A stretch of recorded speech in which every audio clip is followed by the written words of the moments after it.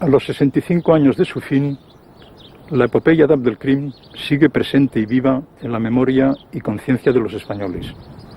Su lucha heroica contra los ejércitos invasores de su país, en nombre de unos principios avalados hoy por la comunidad internacional de naciones, sacudió a la opinión pública mundial y le convirtió en una figura ejemplar cuya aureola no se ha borrado aún. Sus enemigos, Franco, Mola, Sanjurjo, Yagüe, Millán Astray, Muñoz Grandes, forjaron precisamente en Marruecos el funesto plan de salvación de España que debía arruinar nuestras instituciones democráticas tras extender a la totalidad de la península los mismos métodos represivos experimentados con éxito en el Rif.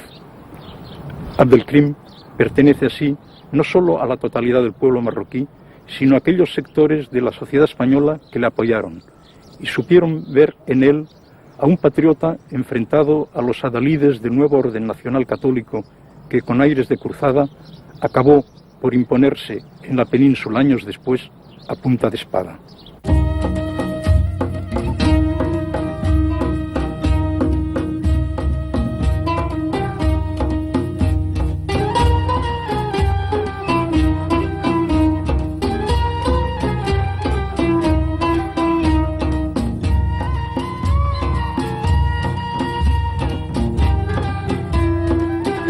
La situación periférica, o por mejor decir marginal, de España, con respecto a los centros motores del imperialismo europeo, podría habernos evitado cometer, en buena lógica, la tropelía histórica de las grandes potencias cuando procedieron a repartirse con un tiramillas el continente africano como si se tratara de un pastel.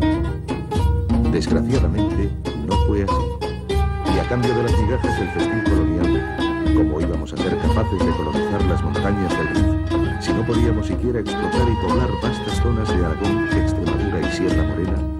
Tuvimos que soportar casi 2 décadas de guerra inútil, el desastre de Anual, la derrota de nuestro ejército por las cabilas de un jefecillo rifeño, la humillación de ser salvados in extremis por la masiva intervención militar francesa.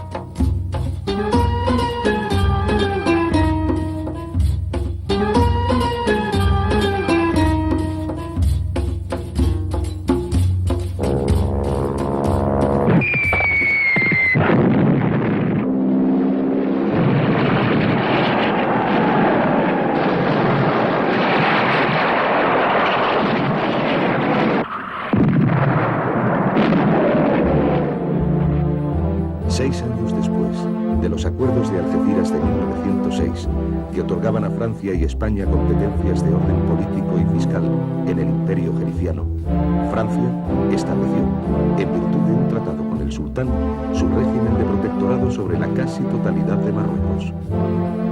Conforme al convenio hispano-francés de noviembre de 1912, nos fueron atribuidos unos 20.000 kilómetros cuadrados de zonas, en su mayor parte montañosas e improductivas, esto es, el 5% del territorio nacional marroquí.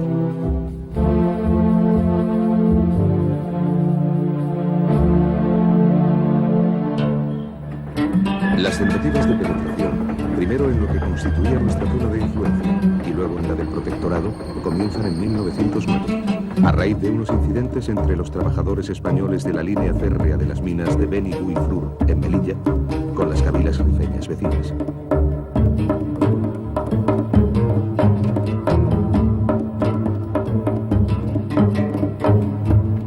Pese a la propaganda militar africanista, con ecos de la cruzada de Prim y O'Donnell, acerca de la supuesta vileza y ruindad de los rifeños, con quienes no era posible andar con contemplaciones, a la invocación de los derechos históricos y la obligación secular de europeizar África, y a aseveraciones como «El Rif será absolutamente nuestro cuando hayamos convertido en cenizas las hogueras llameantes de la fiera y primitiva alma berberisca», el impopular sistema de quintas, que eximía a los hijos de los ricos, mediante pago, de la obligación de ir a la guerra, mientras enviaba a los de los obreros y campesinos a lo que pronto sería un matadero, desencadenó una violenta oposición de los socialistas.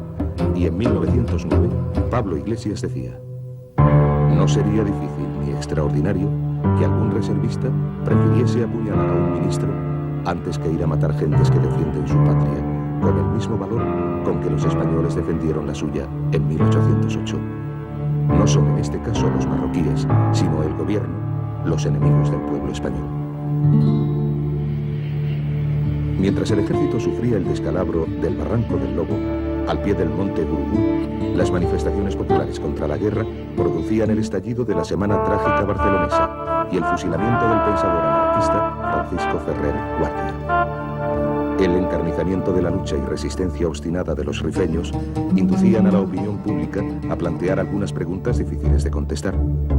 ¿Por qué han de ser los moros salvajes cuando atacan nuestras posiciones y hemos de ser nosotros heroicos cuando invadimos sus aduares y nos traemos como trofeo un centenar de cabezas chorreando sangre? Como observaba acertadamente Julián Besteiro, situando el problema en marco más vasto, Europa, con su política colonial, realiza tremendos crímenes. Cuando un pueblo pequeño, débil y atrasado, quiere levantarse de su postración, Europa no se lo permite. En 1911, el jerife rifeño Mohamed Amecián predica el yihad contra los invasores cuando estos avanzan en dirección al río Kent. No obstante, la ocupación española del Larache y Alcazarquivir, en concurrencia y a remolque de la entrada de los franceses en Fez, Mequinet y Rabat, se lleva a cabo sin resistencia. Amecián muere en el combate en 1912 y un año después, establecido ya el régimen de protectorado, España se apodera de Tetuán.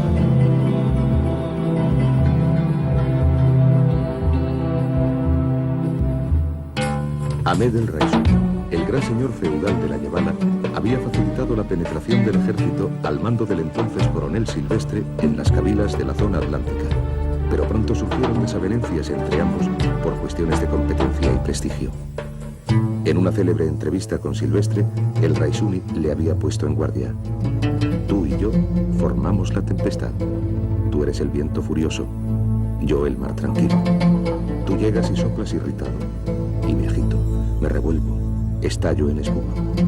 Ya tienes ahí la borrasca. Pero entre tú y yo hay una diferencia, que yo, como el mar, jamás me salgo de mi sitio, y tú, como el viento, jamás estás en el tuyo».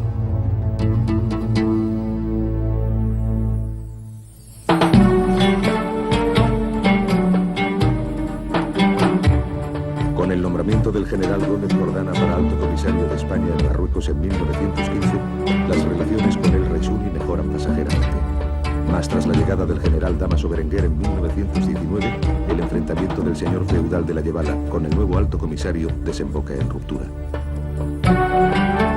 Durante más de 8 años, el esfuerzo político-militar hispano se había centrado en la Yebala, en un continuo tira y afloja contra el sur. En 1920, al ocupar el puesto de comandante general de Melilla, Silvestre decide reactivar el frente oriental, aprovechando el hambre y la miseria de las cabilas después de varios años de sequía. Su visita a Alfemas, para entrevistarse con los notables rifeños, se convierte en un ultimátum, pese a los deseos de paz de sus interlocutores. Poco después, desatendiendo a las advertencias del nuevo jefe de la importante cabila de los Beni Riadel, las tropas españolas cruzan el río Amecrán. Es el comienzo de la epopeya de Abdelkrim. del nacimiento de la guerra colonial revolucionaria y del ejercicio del derecho de los pueblos a disponer de su propio destino, conforme a los 14 puntos del presidente Wilson sobre la nueva legalidad internacional. El rifeño más famoso de la historia, hijo de Sir Abdelkrim Ben Mohamed, cadí de la importante cabila de los Beni Riegel, nació en Astir en 1882. Si Mohamed Abdelkrim recibió en su juventud una educación tradicional arábigo-musulmana y a la edad de 20 años fue enviado por su padre a estudiar en la Universidad Qarawin de Fez, en la que permaneció 2 años consagrados al estudio de la jurisprudencia islámica y, según sus propias palabras, a la práctica de la equitación y manejo de armas.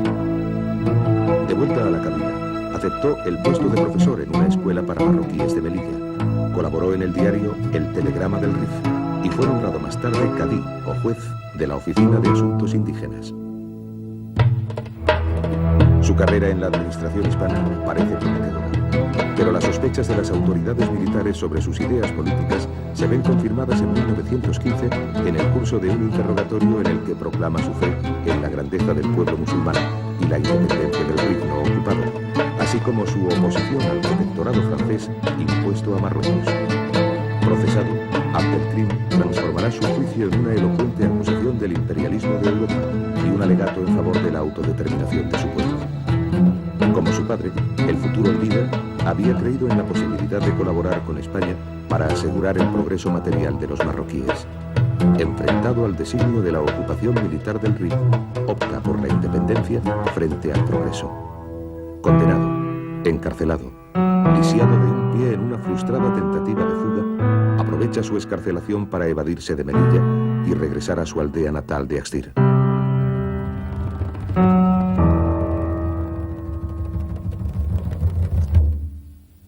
En 1920, a la muerte de su padre, es reconocido como jefe del movimiento de resistencia por la mayoría de las cabilas de su país.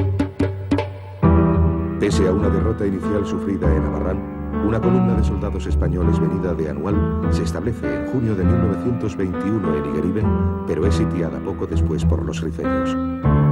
Los nuevos refuerzos enviados por Silvestre para romper el cerco tuvieron que replegarse a su punto de partida. Las tropas asediadas, agotadas sus reservas de armas y víveres, intentaron una salida desesperada que concluyó en exterminio. Solo 11 hombres pudieron alcanzar el puesto de mando del ejército en Anual. Ante la ofensiva general de los rifeños, los 4.000 defensores de la plaza, presa del pánico, se retiraron en medio de un gran desorden y, abrumado con la responsabilidad de la catástrofe, Silvestre se pegó un tiro.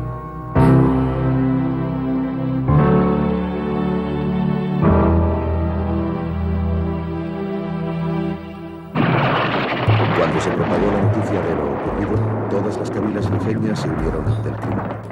El general Navarro reunió a las tropas en desbandada en Monte Arruit. Pero el avance de Abdelkrim es imparable. Tras ocupar Nador y Zeluán, pone cerco a Monte Arruit, en donde se habían concentrado los fugitivos de Anual y de los demás puestos abandonados. El general Navarro se rinde y, vengando el asesinato de los emisarios rifeños enviados días antes a parlamentar con los sitiados, las jarcas pasan a cuchillo a una parte de los vencidos.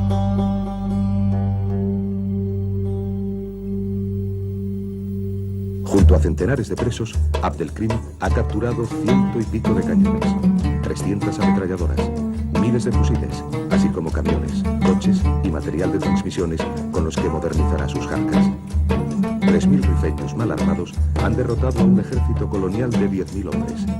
El Rif ha sido liberado y los colonialistas permanecen encerrados en su viejo bastión de Melilla.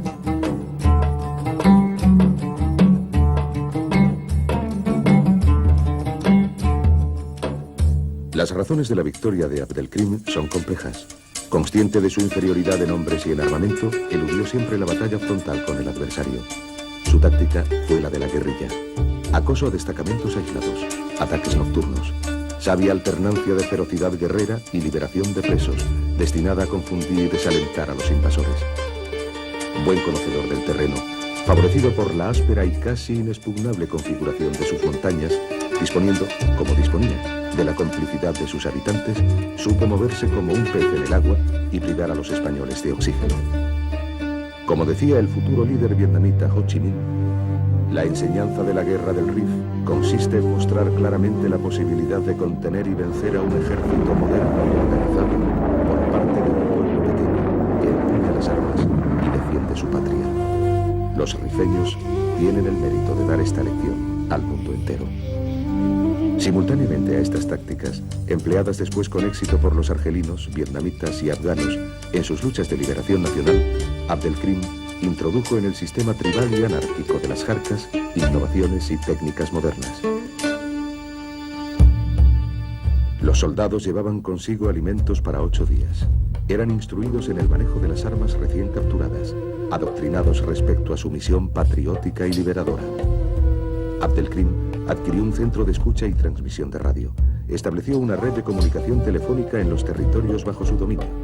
Utilizó los instrumentos de la guerra psicológica, recibiendo a corresponsales extranjeros y concediéndoles entrevistas. Su mayor desventaja fue la falta cruel de hospitales y médicos. Los heridos y lisiados rifeños eran atendidos por curanderos locales, y solo al adueñarse de Shawen pudo disponer del material médico de su hospital, abandonado en su huida por los españoles.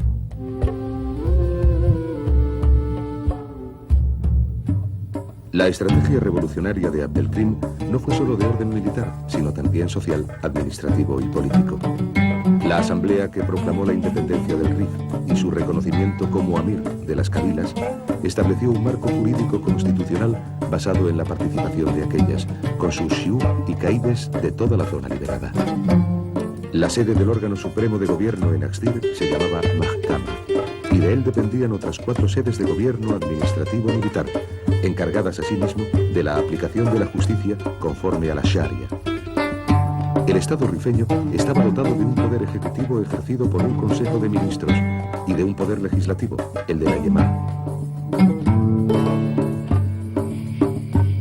Abdelkrim suprimió la costumbre tribal de resolver los conflictos familiares mediante venganzas que diezmaban a la población de las Kabilas. Hizo demoler las torrecillas o bastiones construidas junto a cada casa para disparar contra el clan enemigo. Prohibió el porte de armas con munición fuera de los campos de operación militar. Abolió el rapto de muchachas, común entre los enjaya, las mutilaciones corporales a los culpables de robo y las prédicas antijudías. En el campo administrativo, garantizó la seguridad de los bienes y vías de comunicación. Reguló un nuevo sistema de impuestos. Intentó elaborar un censo de la población y una reforma agraria destinada a confiscar las tierras de los notables que colaboraban con España para su distribución entre los rifeños pobres. Su concepción jurídico-estatal aunaba así, como señala María Rosa de Madariaga, la tradición y la modernidad. El desastre de Anual conmovió profundamente a la sociedad española. Mientras las fuerzas democráticas, el PSOE, la CNT y el pequeño Partido Comunista acentuaban la presión popular contra la guerra, un núcleo de jefes y oficiales encabezados por Franco y Millán Astray impusieron a los sucesivos altos comisarios nombrados por el gobierno la intensificación de la lucha.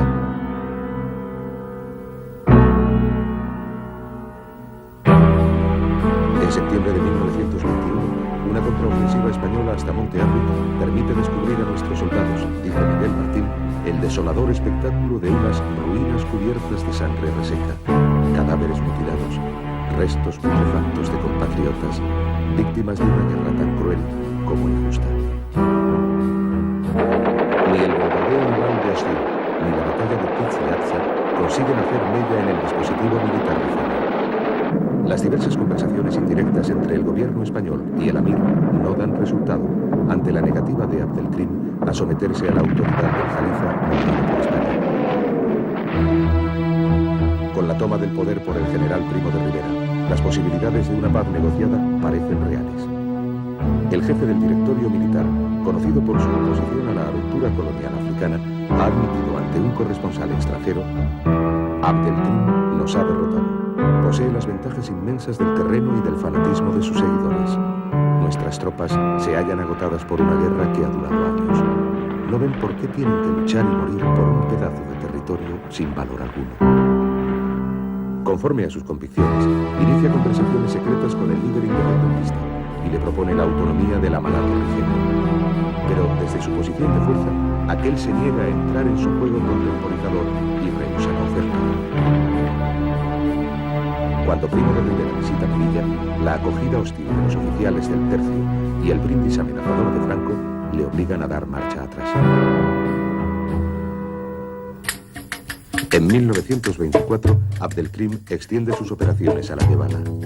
Las cabilas de la zona, dependientes hasta entonces del Raisuni, se unen a su vez a la lucha independentista y con su ayuda corta la carretera de Tánger a Tetuán, aísla a Larache y pone cerco a Saúl. La caída de esta ciudad será el último gran revés del ejército colonial español. Miles de muertos, heridos y prisioneros, pérdida de grandes cantidades de armas modernas y material militar. Ante las proporciones de la derrota, Francia se ve obligada a intervenir. El ejemplo del Rif amenaza con extenderse a todo Marruecos y pone en peligro su protectorado. Con el pretexto de la ocupación por Abdelkrim de la cabila de Ben Sherwal, que, según los franceses, formaba parte de la zona, en verdad imprecisa, atribuida a Francia en 1912, el gobierno de París decide coordinar su acción militar con España. Tras la conferencia de Madrid en junio de 1925 y la visita del mariscal Pétain a Tetuán, los dos ejércitos emprenden una ofensiva destinada a pillar a Abdelkrim entre dos fuegos. El desembarco victorioso en la bahía de Alhucemas el 8 de septiembre constituye el elemento decisivo en la última fase de la guerra. Mientras los españoles, con el apoyo aéreo francés, ocupan Astir e incendian la casa natal de Si Mohamed, los franceses recuperan las zonas perdidas entre Gaza y Fez durante el ataque por sorpresa de los rifeños. En otoño de 1925, los aliados han reunido un ejército de 280.000 hombres, apoyados por tanques, una poderosa artillería y 44 escuadrillas de aviación. La ofensiva de Pétain se inicia con una serie masiva de bombardeos aéreos destinados a aterrorizar a la población. Según las propias fuentes militares francesas, la Escadrille Séraphin realizaba un promedio de 400 misiones diarias. Las naciones civilizadas, dice con amargura el jefe Luceno, vienen a civilizar con aviadores. Matan a seres indefensos y los matan impunemente. Literalmente anegado por dos ejércitos bien pertrechados, Abdelkrim tuvo que rendirse a los franceses el 27 de mayo de 1926 y fue desterrado a la isla de La Reunión, en donde permaneció 21 años hasta su evasión a Egipto y continuación de su lucha por otros medios en favor de un Magreb árabe.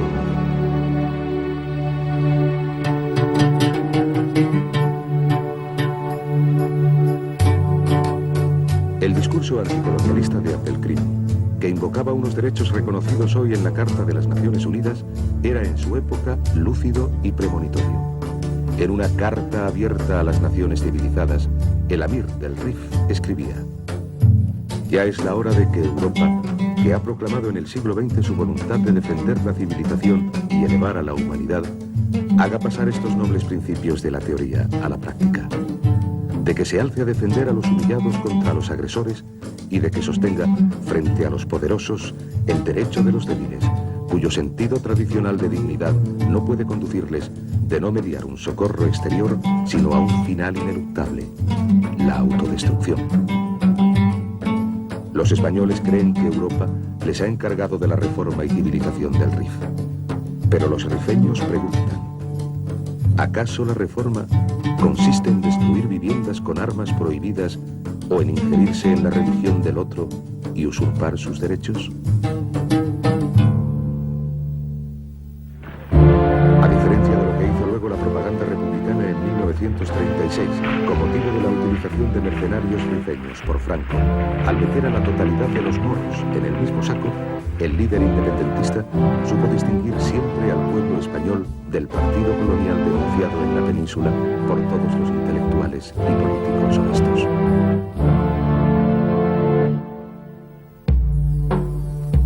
Como podemos advertir hoy con la perspectiva del tiempo, la acción de Abdelkrim se inscribía en un triple marco: rifeño, marroquí y norteafricano.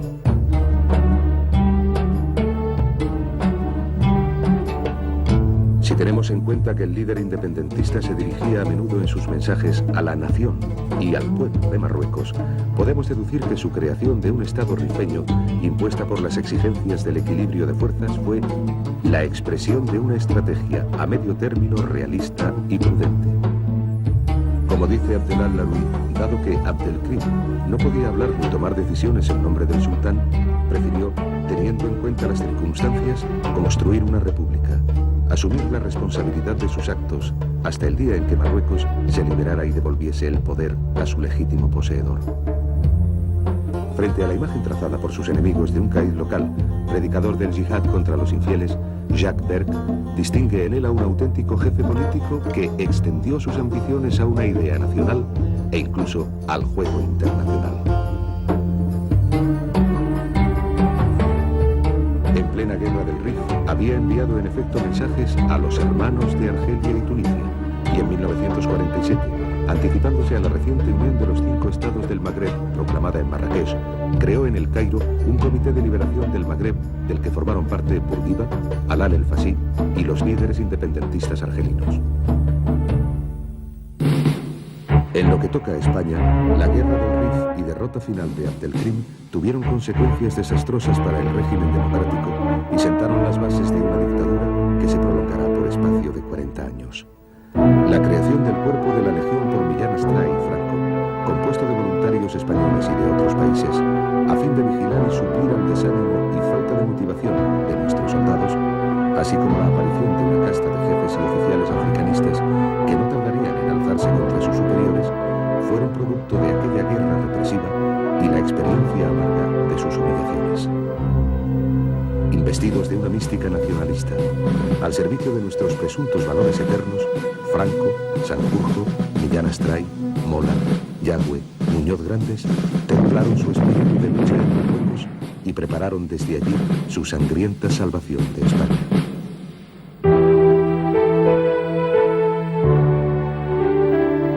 A la matanza de rifeños, durante y después de la guerra, seguiría la de los propios españoles.